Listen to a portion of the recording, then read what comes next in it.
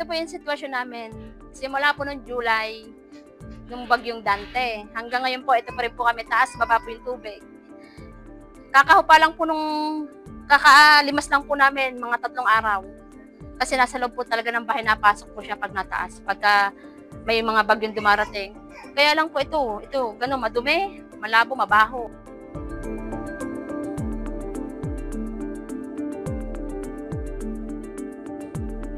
Kung lilipat po kami, kailangan po namin ng pera. Saan na naman po kami bibili ng lupa o magsisimula naman po ulit. Tapos yung mga estudyante namin, transfer na naman. Marami po kasing magiging conflict problema kung lilipat kami. Kaya sa ngayon, minabuti namin na mag-stay kasi wala naman po kaming choice eh. Kundi pahupain yung tubig.